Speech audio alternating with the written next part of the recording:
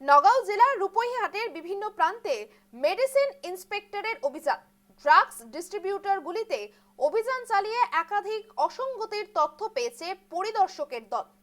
রূপহির ফাকলে অবস্থিত town distributor রূপহিতে অভিযান চালিয়ে অসঙ্গতি ধরা পড়ে। একদিকে রূপহিহাটের বিভিন্ন এলাকায় অলিতে গলিতে গড়ে উঠেছে একাধিক লাইসেন্সবিহীন ফার্মেসি। আগে ওষুধ পরিদর্শকের অভিযানের খবর পেয়ে লাইসেন্সবিহীন ফার্মেসিগুলি বন্ধ করে দেন মালিকরা। পরিদর্শক জানিয়েছে, যারা অবৈধভাবে ফার্মেসি পরিচালনা করছেন তাদের বিরুদ্ধে কঠোর ব্যবস্থা নেওয়া হবে। প্রয়োজনে ফার্মেসি সিল করার হুঁশিয়ারিও দেয় পরিদর্শক।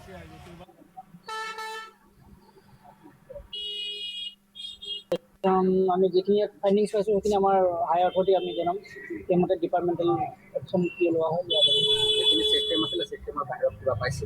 পাইছোঁ বিসংগতি পোৱা যায়, চবৰে থাকে কিবা এটা ভুল, কিছুমান মাজৰ ভুল থাকে।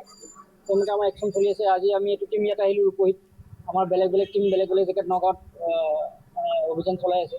যোৱাকালি চিজ কৰা হ'ল আপোনাৰ বট্ৰদোৱাত। অভিযানটো আপোনালোকৰ কেৱল যিবোৰ ডিষ্ট্ৰিবিউটৰ আছে তাতে চলিব নে? নাই, চব ৰিটেইল ফাৰ্মাচী, চব ৰিটেইল হ'লচেল চবতে চলি আছে আমাৰ। ৰূপহীটো ওলাই গ'লে কিন্তু আপোনাৰ এনেধৰণৰ ফাৰ্মাচী গঢ়ি উঠিছে। সেইখিনি আমাৰ আপোনালোকৰ নগাঁও ইনস্পেক্টৰে আমাক সেইখিনি যিখিনি ইনফৰ্মেশ্যন দিছে আমি সেইমতে আমি অভিযান চলাইছোঁ, কিয়নো আমি এইখন ডিষ্ট্ৰিক্টৰ আমি নহয়।